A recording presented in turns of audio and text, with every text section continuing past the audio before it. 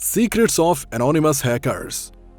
दोस्तों, इंटरनेट के बिना जिंदगी गुजारने के बारे में तो अब तस्वुर भी नहीं किया जा सकता है। जिस तरह आप घर के किसी भी कोने में बैठकर पूरी दुनिया की जानकारी रख सकते हैं, ठीक इसी तरह इंटरनेट पर मौजूद आपकी जानकारी का भी इस्तेमाल करके आपको नुकसान पहुंचाया जा सकता है।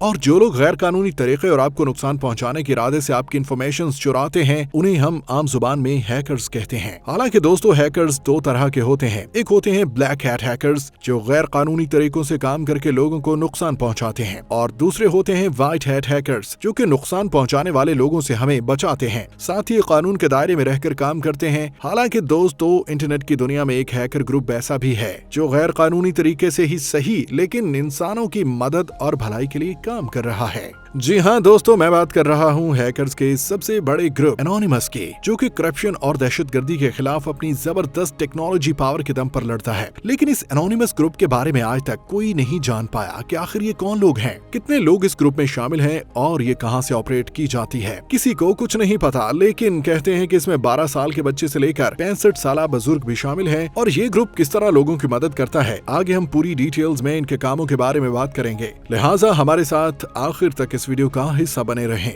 सबसे पहले हम ये जानते हैं कि इस ग्रुप की शुरुआत आखिर कैसे हुई। दोस्तों, जैसा कि मैं आपको पहले ही बता चुका हूँ कि इस ग्रुप के बारे में एग्जैक्टली कोई नहीं जानता, लेकिन कहते हैं कि इस ग्रुप की शुरुआत 2003 में 4chan.org नामी एक वेबसाइट से हुई थी। और ये एक ऐसी वेबसाइट है जहां पर कोई भी शख्स अपनी बातों और अपने ख्यालात को रख सकता है और दूसरे लोग इसकी बातों पर रिस्पॉन्ड भी कर सकते हैं। और इसी वेबसाइट पर किसी शख्स ने एक पॉलिटिशियन का मजाक बनाते हुए उसकी तस्वीर पोस्ट की थी, और उस पोस्ट की गई तस्वीर के खिलाफ किसी ने बोलना शुरू किया और वेबसाइट पर अब्यूजिव लैंग्वेज का भी इस्तेमाल किया। लेकिन इस वेबसाइट पर एक एनोनिमस नाम का यूजर था जिसने तस्वीर पोस्ट करने वाले शख्स का साथ दिया और बोला कि हर शख्स को अपनी बात बोलने का फ्रीडम होना चाहिए। लेकिन इसके बावजूद भी पॉलिटिशियन की सपोर्ट में जो शख्स था, उसने गाली देना जारी रखा और सभी बातों से तंग आकर एनोनिमस नाम के यूजर ने उस शख्स के कुछ पर्सनल डिटेल्स को हैक कर लिया और उसकी तमाम इंफॉर्मेशन अपनी आईडी से वेबसाइट पर पब्लिश कर दी। साथ ही हैक किए गए अकाउंट पर एक मैसेज था जिसमें लिखा था, "We are anonymous, we are legend,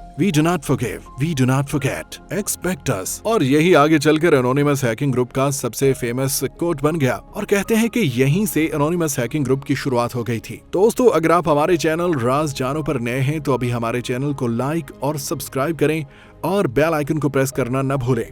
दोस्तों, आगे चलकर इंटरनेट पर एनोनिमस नाम से हजारों हैकिंग्स हुई और लोगों के बीच ये ग्रुप अपने फलाही कामों की बिना पर खूब चर्चा में रहा। हालांकि सबसे ज्यादा पॉपुलैरिटी इस ग्रुप को तब जाकर मिली जब विकीलीक्स वेबसाइट को उन्होंने सपोर्ट किया। दरअसल विकीलीक्स एक ऐसी वेबसाइट है जो कि करप्टेड पॉलिटिशियंस और गवर्नमेंट की खुफिया जानकारी को पब्लिक करने का काम करती है, और ये वेबसाइट पूरी तरह से यूजर के डोनेट किए गए पैसों से चलती है। लेकिन कुछ करप्टेड सियासतदान इसे बंद करवाने के पीछे लग गए और उन्होंने बैंक को ये ऑर्डर दिया कि जो लोग भी वेबसाइट पर पैसे डोनेट करें उसे कुछ महीने के लिए रोक लिया जाए। और इसीलिए जब विकीलीक्स के पैसों को रोकने की कोशिश की गई तो उन्होंने बैंक की पेमेंट गेटवे को हैक करके विकीलीक्स के पैसों को रुकने नहीं दिया। साथ ही एनोनिमस ग्रुप इंसान दुश्मन ISIS के खिलाफ भी मैदान में उतर चुकी है और उनकी सैकड़ों साइट्स को तबाह करके एक दूसरे के लिंक्स को तोड़ने में इस ग्रुप ने अहम किरदार अदा किया है। और एनोनिमस के शानदार काम की बदौलत इस ग्रुप को डिजिटल रॉबिन हुड्स भी कहा जाता है। और आखिरकार बहुत सारे सोशल वर्कर्स के बाद 2012 में टाइम्स ने एनोनिमस को 100 सबसे ज्यादा इन्फ्लुएंशियल लोगों की लिस्ट में शामिल किया।